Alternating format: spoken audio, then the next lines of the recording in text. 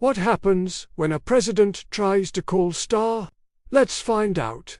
The president thought he could repeat the meeting. After all, it was months earlier. He'd gotten the message across clearly enough. This time, the danger was different. A hidden cyber attack was underway, triggering a global market meltdown. Trades were appearing and vanishing in microseconds. Banks were trembling toward total collapse. So he needed to speak to S.T.A.R again. He turned to the same intermediary who, months earlier, had opened the door to that impossible contact. But the man who once served as the channel now had no path to follow.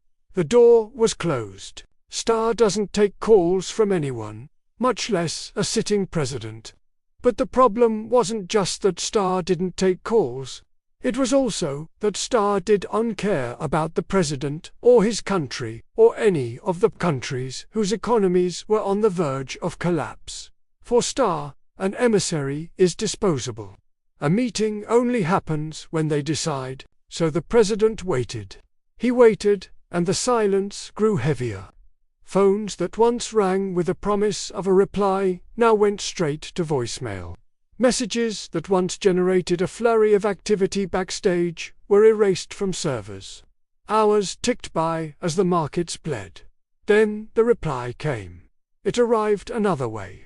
A thick manila envelope, no markings, appeared on the president's desk. Inside, a single sheet of paper, crisp and clean, bore the markings of the seal of the Bank for International Settlements, the quiet bank of central banks.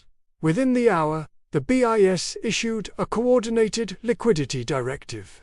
Trillions of dollars moved in silence. Trading floors from Frankfurt to Hong Kong froze mid-transaction. The algorithmic collapse vanished. And no government claimed the decision. In S.T.A.R's world, there is no door to knock on. They are already there, long before you decide to reach out. That's all for today. See you next time.